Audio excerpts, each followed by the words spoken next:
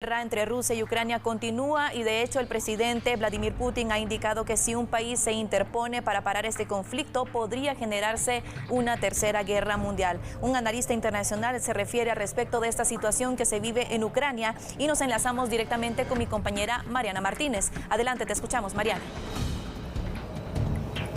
Gracias, compañeros, allá en Estudio por el Cambio. Y en efecto, Rusia ha advertido que cualquier intento por parte de Occidente en detener a la fuerza la invasión de Ucrania podría generarse la tercera guerra mundial.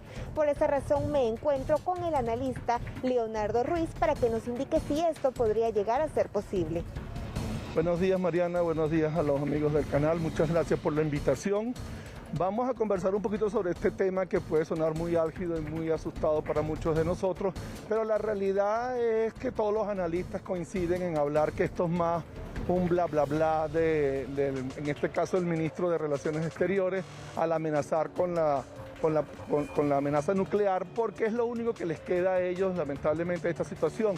El impacto que ha causado las medidas económicas en contra de ellos ha sido muy fuerte y ellos están tratando de buscar una retaliación, algo para poder tratar de ver cómo logran amilanar ese tremendo golpe que les dio las medidas económicas.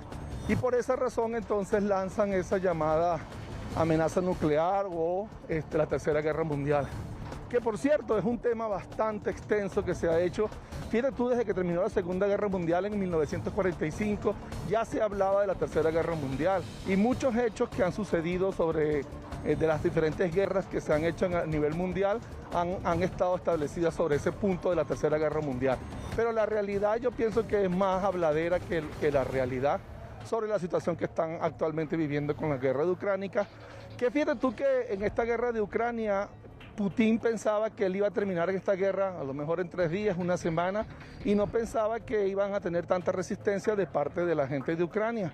Eso es lo que les ha traído estas consecuencias que no saben hasta cuándo se va a alargar, porque las medidas económicas más el costo de una guerra hoy en día, que son de números millonarios, hace que Putin posiblemente no aguante la guerra. Entonces tiene que buscar medidas coercitivas y por eso está con la amenaza nuclear y con la amenaza de la Tercera Guerra Mundial. Esto entonces, licenciado, podría traducirse de que no puede existir esta repercusión tal y como él lo ha pronunciado a través de redes sociales. Esa pregunta es bien interesante porque fíjate tú, ¿cuáles serían las repercusiones de una guerra mundial o de una guerra nuclear? Si nosotros no, las únicas bombas atómicas que se han explotado aquí en el mundo fueron las famosas de Hiroshima y Nagasaki en 1945 y eran bombas de apenas 20 kilotones.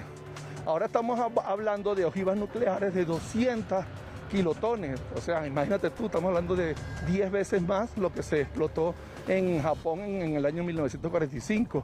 Una bomba de 200 kilotones puede fácilmente acabar, por ejemplo, con Guatemala, que tiene 200 kilómetros cuadrados. En aquella época, Hiroshima y Nagasaki apenas tenían 20 kilómetros cuadrados. Fíjate que estamos hablando de una referencia 10 veces más grande. Ahora imagínate tú que se pongan a lanzar las superpotencias, bombas nucleares como locos. O sea, eso sería la destrucción del mundo. Y igual mismo sucedería con Moscú.